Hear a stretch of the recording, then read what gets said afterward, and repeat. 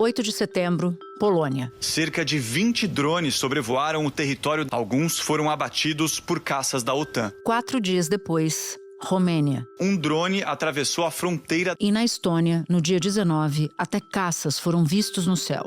A operação envolveu 3 caças MiG-31. Eles permaneceram por 12 minutos sem permissão nessa área chamada Golfo da Finlândia. 6 dias se passaram. E veio então a Dinamarca. Imagens mostram as luzes de um drone sobrevoando o aeroporto de Aalborg, o terceiro maior do país. O espaço aéreo da região ficou fechado por cerca de 4 horas. O aeroporto também é usado como base aérea militar. 3 aeroportos menores identificaram atividade semelhante. Desde o começo do mês, sinais de ameaça cruzam os céus da Europa. Autoridades europeias falam em um padrão de provocações que expõe a vulnerabilidade do espaço aéreo europeu e causa ansiedade na população. E sem demora, os dedos foram apontados para um ponto específico do mapa. A primeira-ministra dinamarquesa lançou suspeitas sobre a Rússia, embora o Kremlin negue qualquer envolvimento. Disse que foi o ataque mais severo nos últimos tempos contra a infraestrutura do país. Eventos que levaram a Alemanha a se posicionar. O ministro da Defesa da Alemanha disse que a Europa não vai cair nas provocações do presidente russo. Uma desconfiança que, para o presidente da Ucrânia, se trata de uma certeza. Volodymyr Zelensky, do púlpito da Assembleia Geral da ONU, fez um apelo com ares de alerta na última quinta-feira. Deter Putin agora vai sair mais barato do que tentar freá-lo depois. Destructive arms race in human history. Estamos vivendo a corrida armamentista mais destrutiva da história da humanidade, porque desta vez ela inclui a inteligência artificial, disse Zelensky. Um alerta antigo, mas cujos contornos vão ficando cada vez mais claros. Como sempre faz, o presidente ucraniano voltou a avisar o mundo que se a Rússia vencer, vai querer invadir outros países. E citou as recentes invasões de drones russos ao espaço aéreo de países europeus membros da OTAN. E se não houver garantias reais de segurança, exceto amigos e armas, e se o mundo não conseguir sequer responder a todas as ameaças, e se não houver uma plataforma forte para a segurança internacional, restará algum lugar na Terra que ainda seja seguro para as pessoas? Perguntou o presidente. O líder ucraniano falou olhando para o mundo, mas mirava em seus vizinhos europeus. Zelensky também usou o discurso na Assembleia Geral para acusar o presidente russo, Vladimir Putin, de querer expandir o conflito para o Ocidente. Disse que a Ucrânia foi só a primeira vítima. As incursões no espaço aéreo da Europa acenderam o sinal amarelo no continente. Os países que registraram a presença de drones fazem parte da OTAN, a Organização do Tratado do Atlântico Norte. É uma aliança militar entre nações da Europa e da América do Norte. Fazer parte do bloco é um pleito da Ucrânia, mas a Rússia é contra. Em 1949, 12 países criaram a Aliança Militar. O objetivo era conter a expansão da União Soviética. De lá para cá, a aliança ganhou mais 20 signatários, se fortalecendo. A Ucrânia, há tempos, quer entrar para a aliança, e a Rússia entende isso como ameaça. Por isso, alega que não teve outra opção a não ser invadir o país para se defender. O presidente ucraniano disse que Vladimir Putin está testando as defesas da OTAN e se preparando para um conflito maior. Ele abrirá outras direções, ninguém sabe onde, alertou Volodymyr Zelensky. Da redação do G1, eu sou Natuzaneri e o assunto hoje é a ameaça de drones no espaço aéreo europeu. Neste episódio, eu converso com Feliciano de Sá Guimarães, professor do Instituto de Relações Internacionais da USP. Terça-feira, 30 de setembro. Feliciano, quais os indícios concretos de que a Rússia está por trás dessa onda de drones pela Europa? Olha, nós ainda não temos os indícios concretos dados pela mídia, pelo menos europeia. O que se coloca é sempre que a Rússia tem testado a defesa antiaérea e a coordenação dos países da OTAN com esses drones que têm invadido a Polônia, mas também a Dinamarca, né, e os países bálticos também. Dificilmente as forças militares da OTAN colocariam provas cabais de que esses drones são russos e que vêm da Rússia, né? Mas é muito provável que eles sejam russos e que a Rússia esteja fazendo isso, né? Testando a capacidade de resposta da OTAN a esses ataques dos drones. Assumindo aqui que esses drones sejam russos e que a Rússia está testando defesas antiaéreas, fazendo com que esses drones sobrevoem os países da OTAN, quais seriam as implicações disso, os riscos disso e os simbolismos disso? Primeiro, os riscos, né? Eu acho que pequenos drones, que é provavelmente o que a Rússia tem utilizado, eles servem para você testar buracos na defesa antiaérea ou incoerência na resposta conjunta dos países. Lembre-se que a OTAN é uma coalizão de segurança coletiva. Tem o artigo 5 que diz um é atacado, todos são atacados, logo a resposta tem que ser coletiva. O primeiro-ministro da Polônia disse que foram 19 violações em 7 horas e que o país nunca teve tão perto de um conflito armado desde a Segunda Guerra Mundial. Por causa desse ataque, o governo polonês acionou o artigo 4 da OTAN. Esse artigo é um mecanismo de segurança coletiva para quando um integrante da aliança sentir que a sua segurança está em risco. A Estônia chamou a ação russa de descarada e acionou o artigo 4º da Aliança Militar. Esse dispositivo permite que os membros da organização abram consultas urgentes para discutir uma resposta diante de ameaças.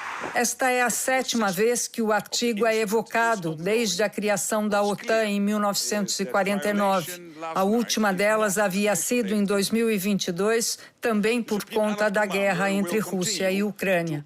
Agora, a OTAN sempre teve dificuldades, como qualquer aliança dessa natureza, de coordenar as suas ações. Agora você tem novos membros da OTAN também, como Suécia, Finlândia, então isso também altera um pouco a lógica da resposta. Então, sendo a hipótese mais plausível que sejam drones russos, ela vai testando isso. O risco é de você errar esse teste, porque são pequenos drones, né? Você tem uma resposta excessiva do lado da OTAN que pode desencadear uma guerra. Esse risco é baixo, porque não é de interesse da Rússia, aparentemente, entrar em guerra contra a OTAN, mas esse risco sempre está dado. Algo que há 10 anos, por exemplo, era um risco baixíssimo, pouco colocado. Hoje é um risco cada vez mais alto, né? O presidente da Ucrânia disse que a Rússia está testando os sócios da Aliança Militar Ocidental e que é preciso uma resposta firme. O exército alemão faz exercícios militares de grande escala na cidade portuária de Hamburgo.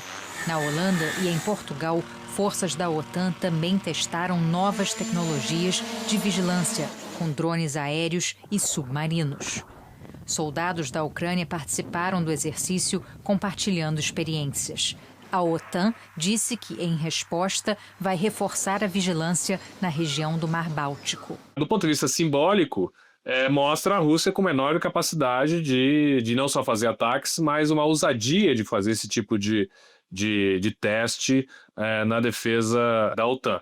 Agora, cabe muito à OTAN coordenar suas ações para derrubar esses drones. Hoje eu vi uma notícia, por exemplo, interessante, de que automaticamente a Ucrânia se colocou a serviço dos países europeus a ajudá-los na capacidade de derrubar drones russos. Os ucranianos são mestres nisso, né? Estão fazendo isso há 3 anos, né? Que é derrubar esses drones russos, portanto eles sabem como fazer. É claro que não funciona sempre, no caso da Ucrânia, e agora os europeus podem depender dessa tecnologia, né, e da expertise dos ucranianos, né? Bom, diante disso, qual tem sido a resposta dos países da OTAN? E mais do que isso, se houver algum tipo de ataque russo, a Europa hoje, que integra a OTAN, está preparada para se defender? Olha, essa é uma questão de $1 milhão europeus. Qual é a capacidade de resposta coletiva deles? O que a gente sabe da OTAN é que a coluna vertebral da OTAN é a capacidade americana, logística e militar de auxiliar as tropas europeias a fazer qualquer tipo de combate. Como você tem o presidente Trump hoje no poder nos Estados Unidos, o Trump não tem renovado a Aliança Atlântica como outros governos americanos anteriores, né? Então, os russos contam muito com isso. Que, ao final das contas, o atual governo americano não vai proteger os europeus da mesma maneira que governos anteriores americanos protegeriam. Emmanuel Macron disse que os europeus devem se preparar para se defender contra a Rússia sem o apoio dos Estados Unidos e que pode ajudar os aliados a montar uma defesa nuclear. O presidente francês admitiu um desgaste na relação entre a Europa e o governo de Donald Trump. A União Europeia fez um acordo para aumentar os gastos com defesa em cerca de 5 trilhões de reais. O bloco teme que a Rússia decida invadir outro país depois da Ucrânia. O consenso por aqui é que não dá mais para contar com o poderio militar dos Estados Unidos. Então, cabe aos europeus não só agora aumentar o seu orçamento militar, como eles têm todos aumentado, né? Você teve o próprio chamado do Trump na última reunião geral da OTAN para que eles aumentem seus gastos militares, mas que os europeus coordenem melhor a sua capacidade militar. Porque, historicamente, os países europeus ou dependiam dos Estados Unidos e eles dependiam exclusivamente dos seus orçamentos. Não havia ação conjunta entre os europeus do ponto de vista militar. A União Europeia agora tem um projeto específico, inclusive com orçamento específico da União Europeia, para que os europeus, né, que é a maior parte dos países da OTAN são europeus, tenham uma resposta, tenham produção militar unificada entre vários desses países e tenham resposta unificada também entre esses países, né?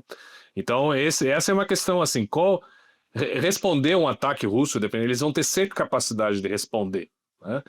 Mas é um perigo enorme, né? Porque você tem várias ogivas nucleares americanas estão dispersas nos países europeus. A Turquia, por exemplo, que não é um país, é um país da Europa, mas não é, ela abriga várias ogivas nucleares americanas, né? A Bélgica, a Holanda, vários desses países têm ogivas nucleares, né? Agora, nós sabermos exatamente a capacidade que eles têm de responder a um ataque russo é uma incógnita, é difícil. O que nós sabemos é que os europeus estão muito atrás dos russos na capacidade de produção de material bélico. A Rússia se reorganizou completamente na guerra da Ucrânia, hoje tem uma capacidade impressionante de produção bélica, e é um país só, portanto ele tem sempre mais coesão e coerência na resposta militar. Portanto, é mais compreensível que os russos, nesse momento, sabendo das dificuldades que a OTAN tem, sabendo das divisões que existem entre os europeus, eles façam esses testes, né, para ver onde estão as lacunas do sistema de defesa antiaérea e quais países da Europa respondem melhor a essa defesa, né? E aí, meu último ponto é que a Polônia é o país central,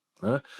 O John Mearsheimer, que é o grande pensador realista americano, que dizia que a causa da guerra da Ucrânia é sempre a percepção de insegurança da Rússia, ele é muito criticado por isso. Ele diz que o país mais importante da OTAN hoje, contemporaneamente, é a Polônia. Porque a Polônia está na fronteira da Rússia. A Polônia é um grande país com grande população que nas últimas décadas vem reestruturando totalmente as suas forças armadas. A Ucrânia é um ex-país da União Soviética. As suas forças armadas, todo o equipamento militar polonês era soviético. Agora, se você olhar a lista de equipamentos militares poloneses, eles são quase todos, eles ainda têm muito equipamento soviético, russo, mas eles são quase todos ocidentais, né? Eles são grandes compradores do F-35, que é a caça americanos, tanques europeus de uma geral, franceses, italianos. Então eles estão reorganizando. Eles estão chegando a um gasto de 5 ou 6% do PIB em força militar, porque a sensação de insegurança na Polônia é enorme. Eu fiz um evento há pouco tempo entre poloneses e brasileiros para discutir a relação Polônia e Brasil, mas Europa e América Latina em geral. E é impressionante, nós vivemos em mundos completamente diferentes, porque para os poloneses a questão de segurança e sobrevivência hoje era fundamental na política polonesa, né? Isso define eleições, como aconteceu na Polônia recentemente. E ela é a primeira linha de defesa da OTAN. Então a Polônia não pode cair, entendeu? A Polônia tem que se sustentar. E quando nós aprendemos relações internacionais, a melhor forma de você se defender é aumentar a sua própria capacidade nacional de defesa. Tanto que em relação à Ucrânia, a Polônia é um grande apoiador logístico, ela faz um grande compartilhamento de inteligência militar com os ucranianos. Então é uma percepção entre os poloneses de que eles vão entrar em guerra com a Rússia nas próximas décadas. Isso hoje é como algo inexorável. A OTAN anunciou uma operação para vigiar as fronteiras dos países membros com a Rússia. A operação chamada Sentinela Oriental vai usar navios e aviões para monitorar o leste europeu. A chefe da diplomacia europeia, Kaja Kallas, disse hoje que a ação dos militares russos é uma provocação extremamente perigosa e que Vladimir Putin está testando a determinação do Ocidente. Não podemos demonstrar fraqueza, ela escreveu. O ministro do Exterior da Rússia fez acusações contra a Ucrânia, negou a intenção de atacar a Europa e ameaçou quem agredir a Rússia. Afirmou que a Rússia é acusada de planejar um ataque contra a OTAN, a Aliança Militar do Ocidente, mas disse que o país nunca teve e nunca terá essa intenção. Afirmou que qualquer agressão contra o país dele terá o que chamou de uma resposta decisiva. Eu participei de uma conferência importante de segurança em fevereiro desse ano, que é a Conferência de Munique, que é uma grande conferência europeia, mundial sobre temas de segurança. Eu já é a terceira vez que eu fui, a segunda vez que eu fui lá. Outra vez eu já tinha percebido o debate sobre como fazer a guerra, o que nós temos que fazer para lutar contra os russos. E o debate do ano passado e desse ano era como transformar a economia europeia em uma economia de guerra. Qual é a memória histórica que nós temos disso? A memória histórica é a Segunda Guerra Mundial, com a tragédia que a Segunda Guerra Mundial foi. Então, eu cheguei lá, um brasileiro falava assim, Deus abençoe o Oceano Atlântico, né? Que nós estamos isolados geograficamente disso. Mas as implicações para o sistema internacional de uma guerra entre Rússia e OTAN são infinitas. Isso não vai acontecer no médio e nem no curto prazo. A prioridade máxima da Rússia é vencer a guerra da Ucrânia. Vencer a guerra da Ucrânia tem múltiplos significados. Pode ser desde uma vitória parcial, que a Rússia efetivamente controla toda a região do Donbass, que são essas 4 regiões do sudeste ucraniano. Ela já controla Lugansk 90%, mas Zaporizhia ela controla 70%. Ela vem aumentando o seu controle desses territórios nos últimos meses, mas ainda demora um longo caminho para controlar esses territórios. E um objetivo ainda muito maior, muito mais difícil para a Rússia atingir é a derrubada do governo em Kiev. Portanto, uma guerra aberta com outros países europeus para a Rússia, no curto e no médio prazo, é estrategicamente errada, ela não faria isso. No entanto, isso não impede com que a Rússia faça esses testes para ver exatamente como é o nível de resposta, a qualidade da resposta europeia. Espera um pouquinho que eu já volto para continuar minha conversa com Feliciano de Sá Guimarães. Você cita a Polônia. A Polônia está entre países europeus que defendem a criação de um muro anti-drones, para se defender da Rússia, naturalmente. Como é que funcionaria esse muro? Ele seria eficaz para impedir um eventual ataque? Veja, para cada arma inventada, necessariamente precisa ser inventada uma defesa, né? Os drones são a grande revolução tecnológica que aconteceu na guerra da Ucrânia, né? Hoje eles são, como a gente já fez uma outra entrevista aqui contigo, alguns drones são de inteligência artificial. A Ucrânia carrega um drone que não tem nenhuma ligação com o piloto e coloca assim, matar russos. O drone levanta, o drone fica no ar até encontrar um russo, achar e matar. Existem drones do lado russo, que são os drones de grande quantidade, que são os drones de tecnologia iraniana que os russos melhoraram, que eles lançam milhares de drones para saturar as defesas antiaéreas. Então você precisa melhorar as defesas antiaéreas. Você pode ter uma disposição no território de equipamento militar básico, de metralhadoras. Uma parte da defesa da Ucrânia, por exemplo, contra drones russos é feita por soldados ucranianos, inclusive soldados quase civis, que acabaram de virar soldados, que ficam em caminhonetes com grandes metralhadoras olhando o céu para ver se eles veem drone e atiram para derrubar os drones. Essa é a mais básica. Até você ter alguns mísseis mais baratos, porque é muito mais barato um drone que um míssil, então você não tende a usar um míssil necessariamente para defender um drone, derrubar um drone, a não ser que o drone esteja vindo para atacar uma infraestrutura crítica. Então, Kiev e os palácios do governo de Kiev e estações de transmissão de energia elétrica são defendidos com baterias antiaéreas de mísseis, de tecnologia ocidental, europeia ou americana, né? E aí vale a pena você gastar $1 milhão num míssil para derrubar um drone, porque o drone vai destruir a sua rede de transmissão elétrica. Agora, às vezes, vai acertar você não sabe exatamente onde ele vai cair, se ele vai cair numa cidade ou não, você não gasta um drone, você usa uma arma. Então, uma metralhadora, por exemplo. Tem a questão de jamming também, que é você interferir na transmissão de dados que alguns drones fazem. Ou você controlar efetivamente o drone. Isso a Ucrânia faz. A Ucrânia tem feito isso há pelo menos 3 anos. No último ano tem melhorado muito a tecnologia. Os europeus não fazem. Os europeus têm dezenas de observadores militares na guerra da Ucrânia. Eles ajudam, tanto os europeus como os americanos, como o New York Times revelou recentemente. Os generais americanos fazem parte efetivamente das estratégias militares ucranianas desde o início da guerra, os europeus também, Portanto, eles têm muitos observadores, têm militares de alta patente que são engajados com os ucranianos, mas eles não têm a prática dos ucranianos de fazer essa defesa. Autoridades europeias têm discutido a possibilidade de conceder um empréstimo de 140 bilhões de euros à Ucrânia a partir de bens russos congelados. O dinheiro seria usado para financiar uma parede de drones nos países mais próximos da fronteira com a Rússia, com capacidades avançadas de rastreamento e interceptação. A Polônia é o país central, como eu falei, então eles precisam ser a defesa número 1 de um eventual ataque de drones russo, que pode vir tanto pela Rússia como por Kaliningrado também, que é aquele pedacinho da Rússia que fica descolado da Rússia entre a Lituânia, a Alemanha e a Polônia, né? Então pode vir pela esquerda e pela direita. Agora, os poloneses têm investido muito nisso, né?